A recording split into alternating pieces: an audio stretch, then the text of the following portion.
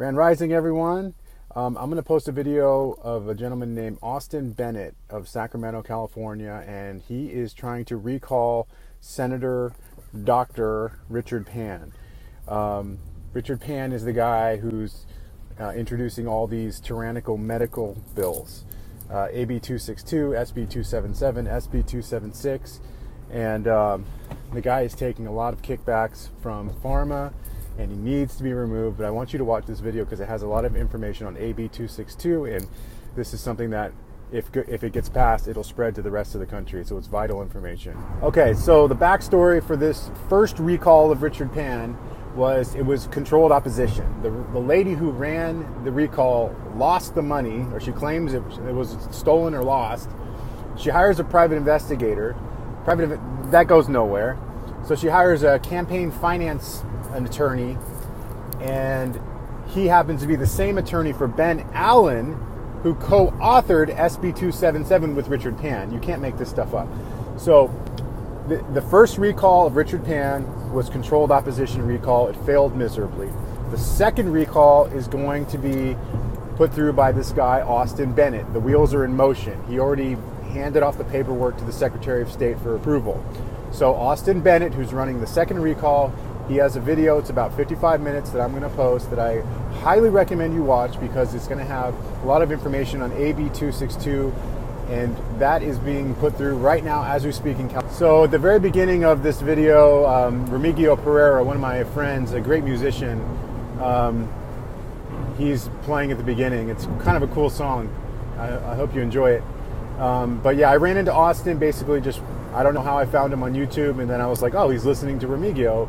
And then he started talking about chemtrails, and then he's obviously talking about vaccines and other stuff that needs to be understood by our population, and I don't think it is. So actually, I'm coordinating with Austin on going live. He's not on Instagram, so we're going to try to do something where we can bring this information to the masses in a more easily digestible way. So we're going to try to go live with Austin and maybe Remy soon, but check out this video and share it with people you know.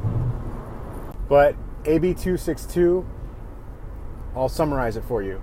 It's putting all the decisions of a county when it comes to medical decisions in one health department official who is not a licensed medical practitioner. So, you know, an outbreak is 3 or more people contracting something, an illness, disease, whatever. An epidemic is only 7 or more. So this public health official with 3, let's say 4 people get sick, he or she could say, we got to vaccinate everyone because we have an outbreak, you know, and then they could report that on the news that there's an outbreak in Sonoma County and everyone must get their shots. So they're going to mandate vaccinations to protect the public from some bogus outbreak or epidemic that could be 4 people or 8 people. All depending on what this medical health official, the goal is to put the government in control of your body, basically. For that, the government to call the shots on the shots, not up to the parent, up to the living, breathing human being on what goes in their body. That it's an attack on freedom, and they're doing it in an insidious way of trying to protect the public from an outbreak or epidemic. Okay, so they're disingenuous. It's like they always do. You know, it's like they say they spray chemtrails to fight climate change and global warming and all that stuff. Okay, it's just absolute insanity. And if people aren't informed on what their tactics are, their modus operandi, they're going to fall for it. Oh, didn't you hear there's an outbreak? Oh, didn't you hear there's an epidemic? Oh, I saw it on the news. Oh, we got to go get our shots. I mean, Big Pharma is a mafia. They're stopping at nothing. They want everyone vaccinated. They want adult mandatory vaccinations, and they're starting with the kids. So they're starting with the kids in California with SB277. You can't go to school unless you have all your shots. It passed somehow. Now SB276 is ready to be completely passed. Governor Newsom, the Jesuit, has to just sign off on it for it to pass, and that's saying all your medical exemptions aren't good anymore. So you can't get any medical exemptions, and you have to get all your shots to go to school. And so if you don't want shots, you have to homeschool your kid. And they're going to go after homeschoolers next. And once that gets pushed through, then they're going to go after adults and say, oh, everyone needs to get their shot. So they're probably going to come up with some bogus, like Ebola hoax or something problem reaction solution, so everyone has to get their shots. And the more people that are aware of their tactics, the better. So the reason why I post on vaccines a lot is just because I want people to really understand what's going on, because we have strength in numbers. And this is why the same thing with 5G. Oh, better reception, blah, blah, blah, blah.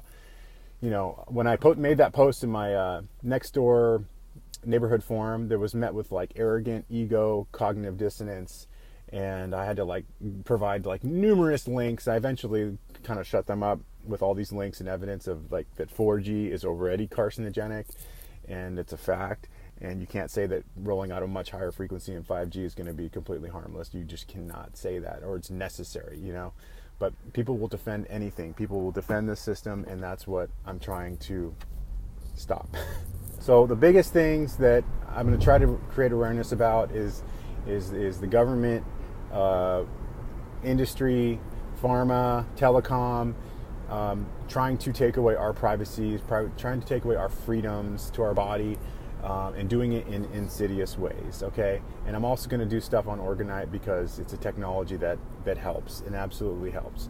You know, a lot of my I'm kind of done with comment sections, to be honest. If I don't reply or like to your comment, I think comment sections are a giant psyop, and I really just get nothing out of reading comments. I enjoy the good comments, but most of it is just people who are bitter, or their ego can't take something, and so they're going to fight back and give you some sort of comment to make your ego feel attacked and threatened, and then everyone's lowering their frequency and blah, blah, blah, blah.